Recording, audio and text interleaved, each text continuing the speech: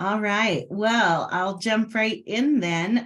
Thank you for the introduction, and I'm excited to be with you. I'm going to open up the chat, so if you have any questions to pop in there, you can. Pam and I will keep an eye on that. So hopefully, as Pam said, most of you have a good idea of what eMedia is, but the general idea is it's free digital resources for Utah educators. And so as you think about the different kinds of resources that are in eMedia, these are some examples, but it's not even limited to these types of resources. But it's a place where Utah educators can go to find anything that could be helpful for them in their teaching, in their classroom, professional development. So if you're asked for, as Pam said, to support in your building with certain tools or things, then there are resources for that as well. And so most of the resources in eMedia are openly licensed. So they usually have some kind of Creative Commons license that allows everybody to use them. But some of the content within eMedia is licensed. So UEN pays providers for their resources. A lot of the time it's videos that we're paying for. And Utah educators also have the ability to contribute their own resources to eMedia. So what that basically means is that there needs to be some way to authenticate who the Utah educators are. So let me first jump to the eMedia site itself. So as the previous slide said, the URL is emedia.uen.org,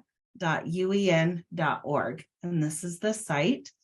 And when you come in, you're not logged in, right here where you see my little profile picture will be a login button. So a lot of the resources can be accessed without logging in, but as I said, the licensed resources and the creation and curation tools that are there require a login. So real briefly, I want to explain the login to you. Some of you may recall coming to MyUEN to access things like your Cactus ID, or a while back your teacher website. I see some nods. So this account is the same username and password that educators will use to log into eMedia. And so if you or an educator that you're working with and supporting already have a MyUEN account, use the same login, or if they've forgotten, you can direct them to the forgot login button there. If it's a newer educator and they don't have a MyUEN account, you can direct them here to my.uen.org and they can create an account.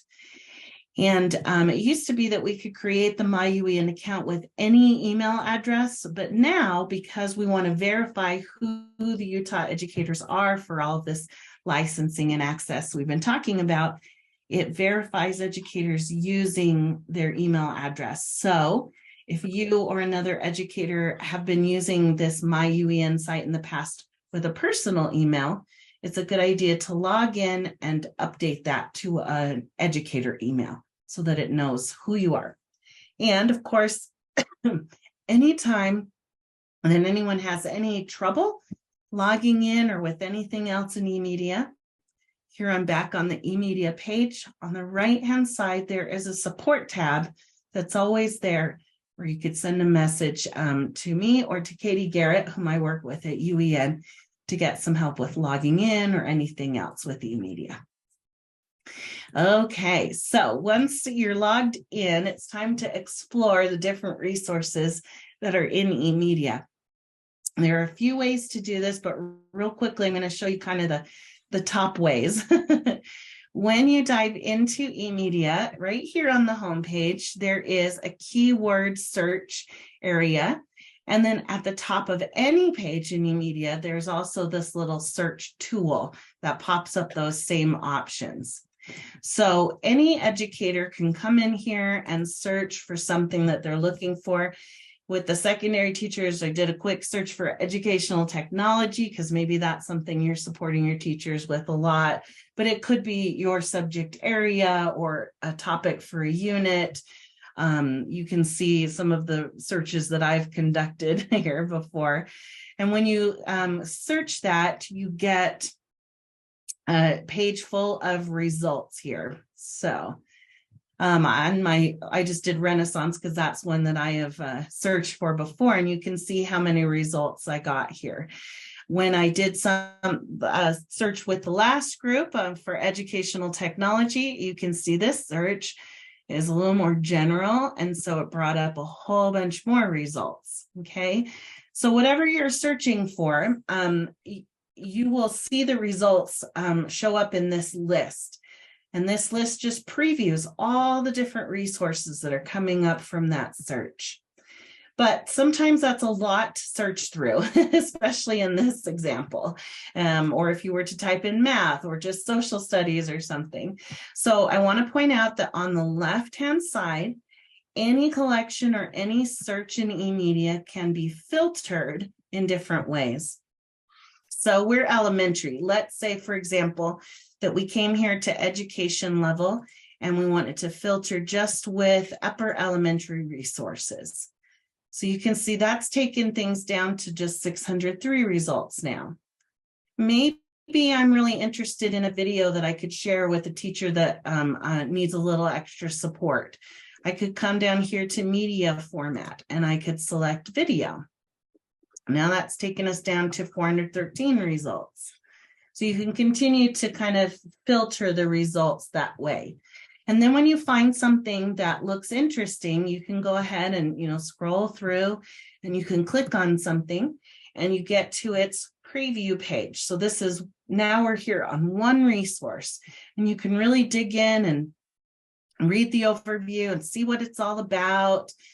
And then when you're finally ready, click view resource and take a look at the resource itself. What you see on this page will depend on what kind of resource it is. So it could be a video shows up here. Excuse me. It could be a PDF. In this case, it's taking me out to another website. All right. So that's the kind of overview of just finding basic resources. But as you and your teachers, go through your day, you're pretty busy and it can be time consuming to explore and search that way. So what we have been doing that Pam wanted me to share with you is we have gathered resources for you in what we call hubs. So I'm going to click on the hubs tab up here and click on see all hubs. So far we've been just searching individual resources in eMedia. These resources can also be put into collections, curated for specific grade levels or for specific subject areas. And then the hubs are places where lots of collections for one initiative or one subject area can be gathered together to make it easier for educators to find what they're looking for. So you can see that the top row of the hubs here in eMedia are all UEN resources and tools. And then starting on the second line are hubs that we've been creating together with specialists from the Utah State Board of Education. And they have helped us gather their top resources, the ones that educators are always asking for and looking for. And we've put them together in collections in these hubs. And then for some of them, the next step is to then gather and curate resources from all over the state and all over the web, and have teachers evaluate them and, bring all of the best resources together. And so far, we've done that second step for the Mathematics Hub and the Seed Hub. So let's click on the Mathematics Hub and show you what I'm talking about here, and how it will hopefully save you and the teachers you work with some time. So each hub has a little explanation of what it's all about, and then a whole bunch of collections of resources from eMedia that we've already gone through that, as it says here, have been curated and aligned to standards by Utah math educators. So these are top quality, they are standards aligned, a little bit faster way to get to them. Okay, so for example, if you are a third grade math teacher, you could come here to the third grade math resources. And now everything on this list is high quality math resources that the teacher can just readily add into their classroom instruction. Notice that those filters that I was explaining to you before are still there within this collection. So they can still filter through those resources.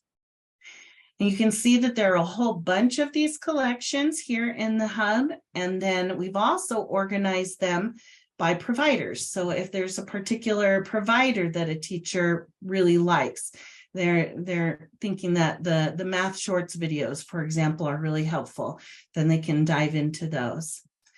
In the hubs, we've also created groups where educators can collaborate and share their own resources. So, for example, elementary math teachers can join this group. They can share resources that they've found that are helpful. They can hold discussions and really collaborate with other educators across the state. And then in this hub, you can see there's also a little tutorial video that explains the hub and some professional development resources. So most of the hubs have those general types of resources, but the whole idea is to cut out the work and make it easier for everybody to find all of the great resources that we've been collecting here. So I'll pause there. I will point out that there are direct links here to groups. And once educators are ready to create and contribute their own, there's the create button I mentioned before. But just to get started, I think Hubs is a great place to jump in and start to explore. Katie, all right. Point out the UIMC hub for teachers that might be looking for videos that they're used to seeing on eMedia. Yeah, so I mentioned that we have some of our licensed content. A lot of the content that we pay for at the state level are videos, and we have a consortium that goes through all of the different videos from providers and selects the ones that they think are best. So here in this hub, this UIMC hub, you can click, and so far we have organized all of the videos that we have curated by year. And you can see that we've got a little catching up to do for 2022, and I don't think they've met yet for 2023. And then you can also see them by provider. And so these are some of those really, like Weston Woods has all of those really great videos that go along with storybooks and things like that. Visual Learning Systems is science. Disney Education, these are the ones that can sometimes expire, like the Bill Nye and stuff. So it is still totally acceptable to download these to your teacher computer, and you can play them from your teacher computer anytime, even after they expire from eMedia. So that's a great place to look through. You can see we also have some provider sets for specific like collections by these providers. So yeah, that's a great hub to explore. Any other questions or things that you'd like to see? Well, thank you so much, Katie. You are welcome. Well, I especially like the little support button on the side, and they know how to get in, how to help their teachers get in if they can't get into their UEN accounts, and how to look for help. And yeah, I know that you're working hard, you and Katie, and that this will just keep growing. Yeah, it will. It's a growing thing for sure. We've got lots more subject areas in the development with USBE. So, and if you need more, I know this was a quick overview, but you can always come here to the Getting Started with eMedia Hub. There are lots of videos and tutorials to help you there. And Pam, I forgot to give the link. Well, the link showed here, but if you are interested in the presentation, I'll put the link in the chat, and maybe Pam, you could share it with secondary. I'll share that out.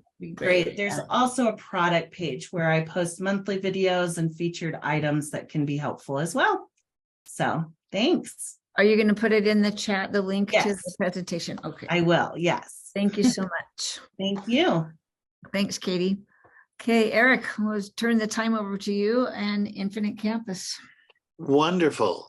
Secondary gave me a variety of different, what they would call pain points in Infinite Campus, and I went through some of those.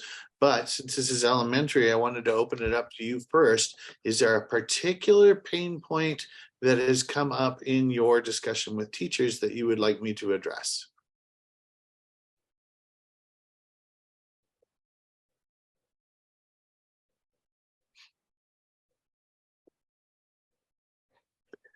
Hey, if not, feel free to type it in the chat if you come up with or think of something. In the meantime, I'm just going to show you a few tricks and tips then along the way that maybe you can go through that represent some of the pain points that I saw in from secondary as they talked over it. The first one that I wanted to share here is when you go into instruction, and I'm in the new look, it exists also in the old look. Switching back and forth between the old new look is up here, clicking on the person, and then there's a toggle between the old and new look.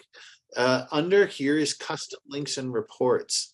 In custom links and reports, you can get students' emails addresses by the click of a button, and parent email addresses with the click of a button, so that you have those particular ones.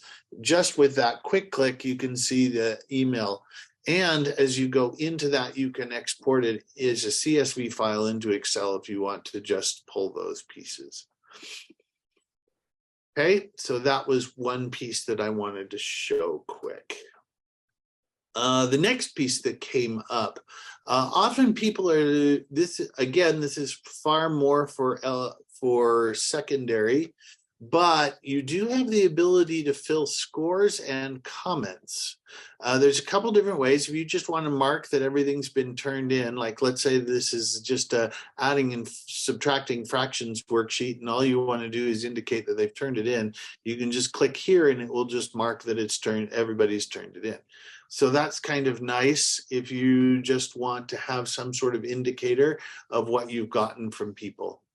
Another thing that you can do under fill scores and comments is, let's say I only wanted to mark that it was turned in for the students that were there that day. You can go to T for turned in, and you can mark present and empty, which means these are all the students that were there on that particular day, and fill it down, and it will do the same thing. You can do that with just empty fields. Let's say you put in a bunch of scores, but you want to mark the rest of them as missing. You could say, all right, missing for all the students that are empty. Now it's going to mark as missing all the students that don't have a score in there already. And so that just basically says, okay, I put in all the scores, I want the rest of them as missing. You can do that fairly quickly. All right, let's see.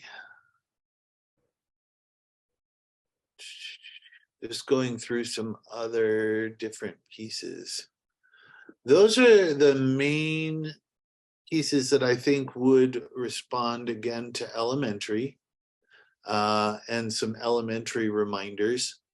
Again, what I'd love for you to do is please reach out to me with any pain points as you talk to your teachers. It says, it would really be so much easier if blank. And then let's take a look at it. If it's something that Infinite Campus really can do, we just didn't know we could do it that way, wonderful, that's great. If it's something that is something that we can reach out to Infinite Campus and say, I really want to be able to do this, then we can suggest it or provide some feedback. Remember that there are feedback buttons in Infinite Campus. If you click on your person, there's this feedback button right here, and that feedback button allows the ability to send feedback directly to Infinite Campus. If there's something that you're frustrated with or something that you're concerned about, that's something that can be done. Eric, also, is there any way to get rid of having to say yes after every time if this score is missing? Yes. So where you go through here and you delete Yes. this and you go on to the next and it says, do you wish to remove the scores? There is not a way at this point. So that's Okay. one that I would recommend. That would be one that I've keep put that putting in on as there. feedback. I recommend you Yes. also to put that in as Yes, I've feedback. done it as well. So, yes, well aware of that particular pieces. Or even if it would be nice, like if sometimes like you could, I don't know, at least for me, like I have like home reading and I put a score in, but I also want to, if you could put in a letter as well to say that it was incomplete instead of having to go back and flag things as well. Is there, you can only just do one thing in a box at one time. So I So can't one say thing that like, I would do if you're saying incomplete, I would probably do the following. And maybe this will make it easier for you, is if you were to, for example, go into the Phil scores and comments, you put in the scores that you yeah, want to, and then then I you go- expand it afterwards, and then I go and put incomplete. and then you But it'd put be in nice if, right here, and then to all the students that are empty. And then it fills in the okay. eyes in the students that are empty. Well, because sometimes they just like I just put the incomplete for if they don't have a parent signature with their reading minutes. So they have the minutes, but they don't have it signed. So that's why I mark it incomplete. But I just opened up the window so that, and then I just click IS on the ones that needed it. So I guess Yep. there's not really a, it'd be nice if you could just say like 150 minutes space I, and the computer knew it was, that it had to mark it incomplete as well. Yeah, that would be a programming piece, and that would require a That little. would be on their end. Yeah. Okay. Another way And I then I guess sent you a, could do it is mark them all depending on how many you have, and then just go through and uncheck the ones that you don't have. yeah, it's only a, usually it's only a few. So yeah, that's probably Then the I best. sent a chat to Yes, weighted waiting items. grades. Yeah, One thing that I can you need, remind it, it's not as easy as it used to be with SIS. meaning, So if you can just maybe, before you were be able to just say the categories and say, oh, this is 30%, 20%, and it would do it. But you it's a can. little bit different now, isn't it? Because No, I did it that, isn't. but it doesn't weight them.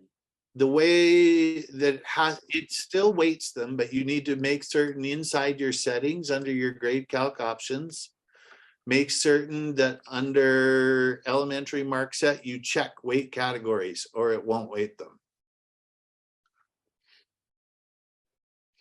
So what he's referring to is when you want, And you have to do it for each term as well, right? you do. That's So that's the one other thing. difficult piece, is because they want us to have it as they want to have the advantages of standards-based grading. You have to go into each individual standard for each individual term and mark that you want weighted categories. You can do it all at once. You can do it all the way through. It's kind of a pain, but it'll take, and then you'll be done with it. But that is the one disadvantage to, as we move towards a standards-based grading, is we have to do it standard by standard. Okay, thanks. Yeah, that was the piece that I needed to remember. Yep. And then make certain, once you've checked that, under categories, you take your categories and you make certain that it does not have a weight of 0, because if it has a weight of 0, it will not calculate at all.